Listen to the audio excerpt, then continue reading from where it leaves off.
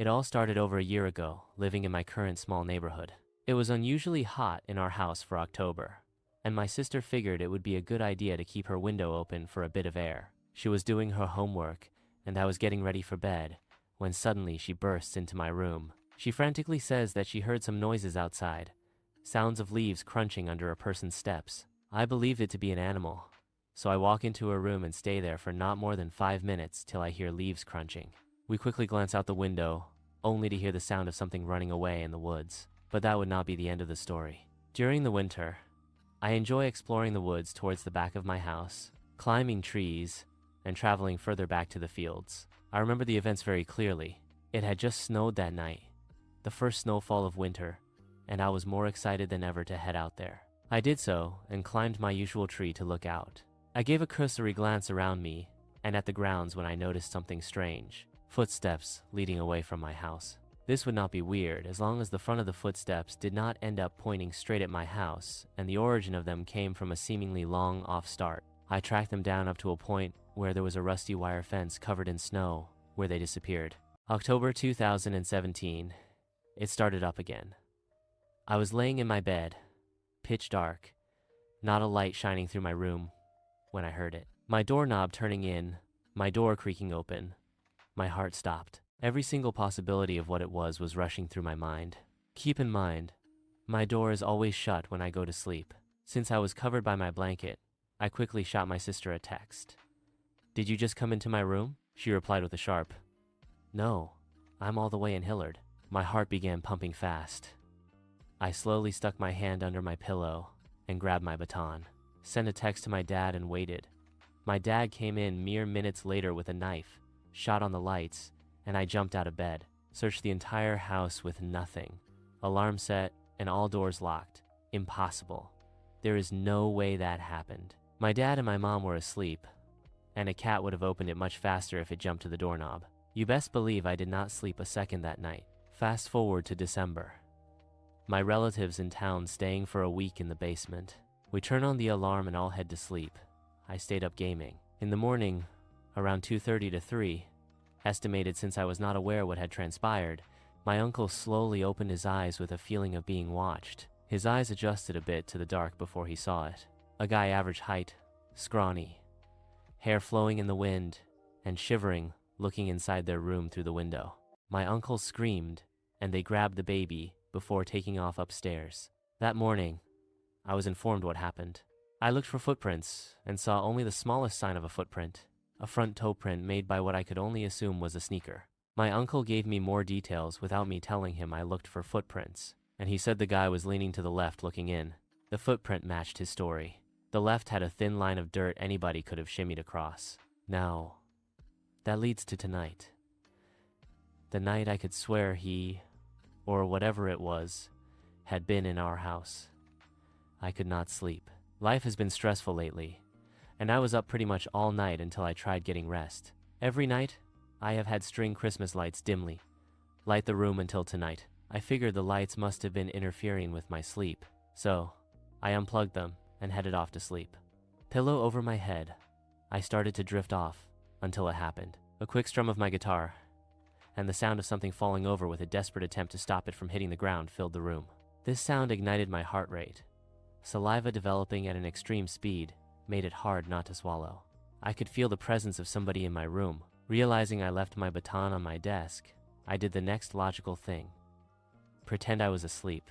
I tried and laid there for what felt like hours, when in reality, it was only a few minutes until I heard a whimper come from my sister's room. Imagining this may be the day everyone in my family was silently murdered but me, I gathered all the courage I had. I grabbed my phone, turned on the flashlight, and grabbed my baton. I busted into my sister's room and screamed, "Hey!" only to see that they were unharmed. My sister asked what the heck I was doing, and I just stood there, looked into the pitch black of my room, and cried. I have never in my life felt the overwhelming emotion of believing my family was going to be taken from me until today. I sit here in my chair writing this, in hopes to document my experiences and try to come to some logical conclusion. All I can come up with is that there are some guys stalking my family and perhaps sneaking into our rooms at night. If anything else happens, I will post it to this thread. I am going to try to sleep now. This week has been hectic. My 3 kids have the flu. All this was first. Then my younger 2 caught it. After a visit to the clinic, I was heading to the CVS down the street from our house for their prescriptions. I decided last minute to drop my kids off at home with their dad so they could rest, and I could go inside the store to pick up some Pedialyte. I consider our neighborhood to be safe. I have taken walks after dark and never felt afraid. Most of our neighbors are older folks who have lived there over a decade. When I pulled up to the CVS, I parked on the side parallel to our street. It is darker on that side, but the entrance is right around the corner and well lit. There was a man standing outside.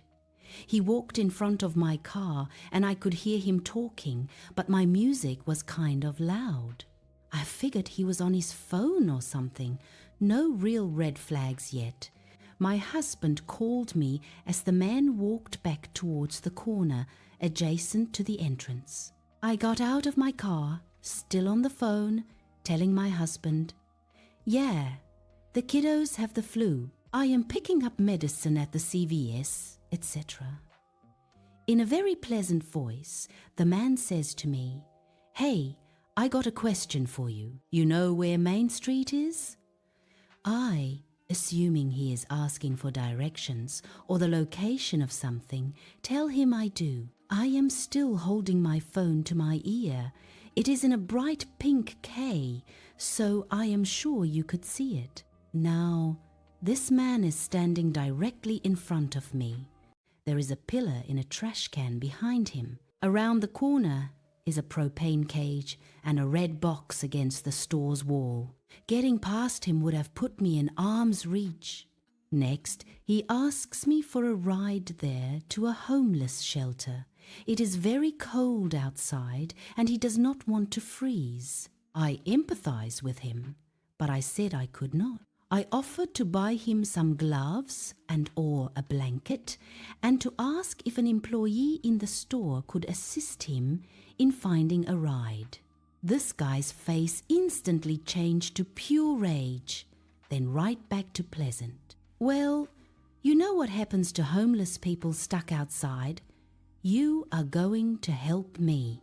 It is right down the street. I'm standing there unsure what to do.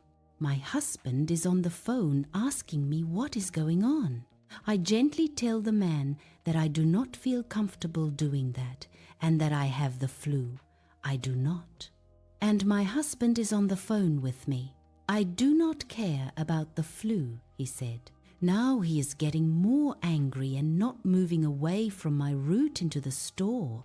I did not want to turn my back on him to go to my car, which was several feet away in the dark. While the sky is glaring at me, I decided to quickly walk past him. I had my mask from the clinic in my jacket pocket. So I pulled that out and held it in front of me while I moved towards the trash can.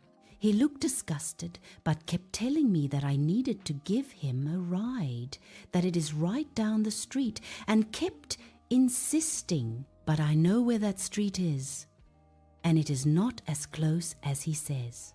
He tried to gild me, and his words felt threatening, but he did not actually threaten me verbally. Once I was around the corner, I rushed into the store straight to the pharmacy. My husband said, "He's calling the police." He heard the way the man was talking to me and said to stay in the store. My knees were shaking. I am not usually the type to be afraid when confronted. When I got to the pharmacy, I interrupted the pharmacist and a customer, apologizing, then told them what happened. The pharmacist sent the store manager out. A tall guy with a long beard looked like he does not take crap from people. The police had already arrived. The man was told to leave, which he did momentarily. He came back inside the store yelling obscenities and something about me. Now the store manager has told him to get the heck out. He is trespassing on the property. The cop came back to talk to me and told me she has arrested him many times. He is loud and likes to yell at people, But he is not violent. The pharmacist had me hiding behind the screen where they gave vaccines and left the half door to the pharmacy cracked open in case I needed to get out of there. The cop had also told me this guy's first and last name, as did the store manager. Is that normal? The prescriptions are finally filled and I leave the store. The police parked next to my car to keep an eye on me. Oh, and the man refused to ride from the cop to the shelter. Later, I looked him up. His name is unique, so he was easy to find online. Surprise, surprise. He has a long record spanning 3 states and several counties. Tons of public intoxication charges. DWI, urinating in public, assault and battery, and indecent exposure. I also looked up the homeless shelter. Yeah, as I thought, there is not one. Where he wanted me to take him, but that area is super sketchy. Earlier today, I went to the corner store across from the CVS and told my friend, the overnight shift employee, what happened. She kicks him out of the store and calls the police every time she sees him because he yells and threatens customers, but he always takes off before the police arrive. I know I could have handled that better. I was blindsided by his instant shift from pleasant to filled with rage. But big thank you to the pharmacy team who kept me safe and the store manager for confronting the creep. They did not have to do all that. I am also thankful my husband recognized I was in an unsafe situation over the phone. That man is still out there somewhere in my area. I was on a road trip a few years ago, going back home from college. I had gone to a university that was a 10-hour drive from home. When I was done with school, I packed up my car and was on the way back. I never really brought that much stuff, but my car still had a lot in it. I drove this old car that was kind of in bad shape. It had a lot of miles on it and often had problems, but I was in college and did not really have that much money, so I had put off getting it fixed. Also, because of not having much money, I was planning on driving home all in one day and not stopping at any hotels. After driving all day, I found myself only about 2 hours from home, but driving on some really quiet highway. There were mostly woods on both sides of the road, and things were very quiet as it was now 10 p.m. I was not that tired yet, and was used to staying up late from being in college and stuff. So, I continued with my driving, and was just happy that I was almost back home. But then the engine started sounding real bad, and my car ended up breaking down on the side of the road. My car came rolling to a stop, and I did not know what to do. There were really no other cars on the road. I took out my phone but was not getting a signal. This made things go from bad to worse. Now, I really didn't know what I should do. I had no idea exactly where I was. I knew the general area, but did not know if there were any gas stations or stores nearby. I had not seen any signs, and as I was looking around, I did not see any lights off in the distance or anything like that. Nothing indicating that there were businesses up ahead. I thought about getting out and walking, but who knows how long that would take. As I sat there, I was trying to get my phone to work. I did not know another option.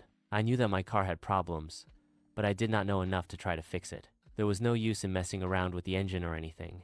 If I did, I would probably just make things worse. After maybe 10 minutes of trying my phone, I figured that my best bet was to get out and walk. I could not think of anything else to do. Every minute or two, a car would drive by, but nobody stopped to help me. And I was not mad about that because who knows who would be out driving on the roads late at night. It could be some creep or weirdo. Still, I was kind of nervous to get out of my car. It was so dark and quiet outside, and I did not know how long I would have to walk for. I was nervous about people, but I was also nervous about animals, as the woods was dense, and there was lots of wildlife in the area. Then, just before I was about to go outside, I heard a knock at the back window of my car. It startled me, and I am sure that I jumped. When I looked back, I saw some guy standing by my rear passenger side window, knocking on the window. I remember that the guy was balding, and I had no idea where he had come from. It looked like he had just come straight out of the woods. He also had a bit of a beard, and there was no car on the road behind me. Right next to me was a ditch to the right and then the thick forest. I was not aware of anybody's property or anything like that, either being nearby. I looked back to the man who now saw me, but he did not say anything. He was just standing there. I did not know what to do. I waved at him, but the guy did not wave back or say anything. Then he tried opening the back door, which was locked. The guy then walked around my car to the passenger side and then around to the front of my car. During the whole time, he did not say anything at all. Then he arrived at my driver's side door and tried opening that. Then the guy started knocking at the window when the door did not open because of it being locked, all the while not saying a word. I was so creeped out that I did the only thing I could think to do. I tried starting my car again, and miraculously it started. I hit the gas and drove away from there. The man was left standing there on the side of the road. I got back onto the highway, and thankfully my car was able to make it all the way back home. After that, I took it to a shop and got it fixed, because I was not taking any more chances after that experience. Looking back, I think the guy came from the woods. I do not know where else he came from. What he was doing in there, I do not know. But I am really glad that I got away from him. 2 years ago, I took a road trip to Dallas, Texas. It was a long drive, and I planned to do as much as I could each day. One night, I was driving, and it got to be really late. I was tired, but I knew I could keep going. I just needed a quick pit stop. I had literally no idea where I was. The only thing I knew at that particular time was that I was on some random highway in either Arkansas or Oklahoma. It was a little after midnight, and the roads were very quiet. I started looking around for a city or a place to stop. I was sleepy and also had to use the restroom. I had nothing left to drink and was out of snacks, but I knew if I could get some caffeine, I could drive for several more hours. Finally, after driving for like 10 more minutes, I saw a sign for a rest area up ahead. When it came up, I took the exit to the right and entered it. The rest area was very quiet and small. There was no other roads connecting to it. The rest area was just directly off the highway, and then the only option was to get back onto it. As for the rest area itself, it was just one long parking lot and then a small building. Surrounding it was a grass area and then lots of woods. There was also a wooded area between the rest area and the highway, so you could not see it from the road. I pulled into a parking space right in front of the building. I thought that this rest area looked pretty sketchy. It had just a few dimly lit streetlights going along the parking lot, and then one other one next to the building. The building also looked old and outdated. I considered just moving along and trying to make it to a town for another stop, but I thought about the drive. For like the last hour, I had not really come across any cities or much else. There was no telling how much farther I would have to drive before reaching something. Plus, the cell phone signal around there was spotty at best, and I knew that I needed something to drink, and this place probably had a vending machine at the very least. I looked around and saw that no other cars were in the parking lot at all.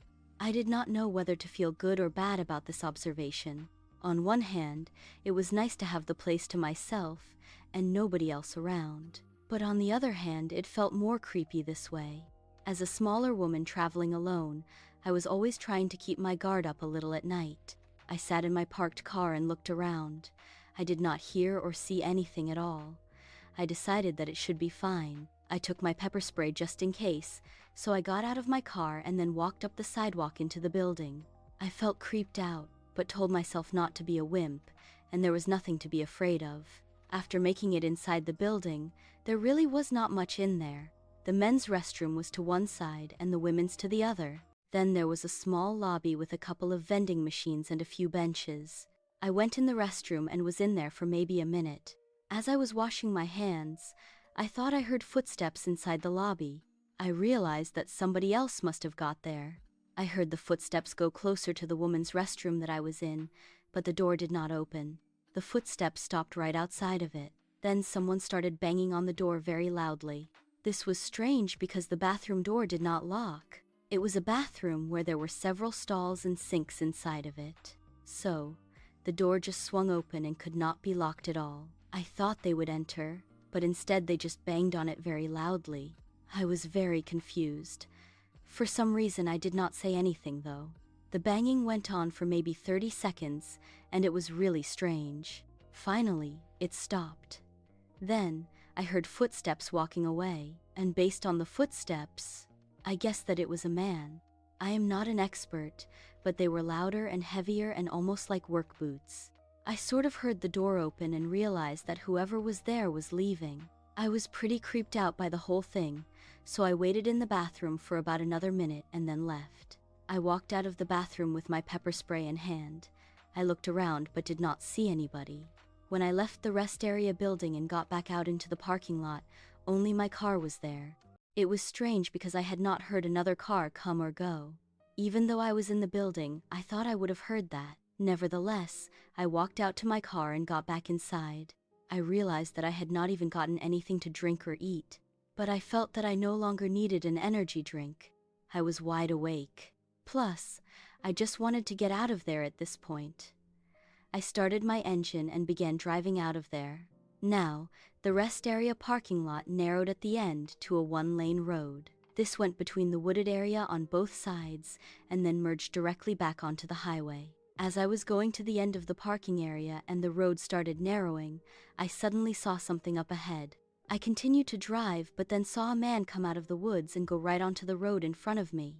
He was a good 50 feet ahead, but I had to slam on my brakes to avoid hitting him. The man had sort of long hair and a beard and was wearing a brown jacket, jeans, and would look like work boots. Could this have been the man who was banging on the door? He stopped right in the middle of the road and now stood there completely blocking my way. I stopped on the road and he just looked at me facing my direction. We were just staring at each other for what felt like a long time. It was probably about 30 seconds. I wanted to go around him, but there just was not enough space. The man started walking towards my car. I put it into reverse and began backing up. He did not say anything. As I backed up, he started walking faster. I realized that he was coming after me and I hit the gas harder. As I reversed more, the man started to run after me. I backed up all the way until I was in the parking lot. Then I turned the car around and started driving away. The man stood there back towards the end of the lot. If I wanted to leave, I would have to go past him, but then I decided to just go out the wrong way. I drove to the entrance and went along the one-way road there going the wrong direction. If anybody had tried to enter the rest area from the highway in that moment, I would have possibly hit them head-on. Thankfully, nobody was. I made it to the entrance and then did a sharp right turn and merged back onto the highway from there. Nobody else was on the highway at the time. Then I drove past the rest area. When I passed by where the rest area merged back onto the highway as I was getting up to speed still, I saw the man again. He was standing on the side of the road just past the rest area exit looking at me. I was so creeped out. I drove a ways and then called 911 and reported the guy. I was told that a police officer would go to the rest area and check it out. I never heard anything more. Looking back, I am still wondering who that guy was and what he was doing. He definitely seemed to be up to no good with just him and I alone in the rest area that night. It was a very creepy encounter.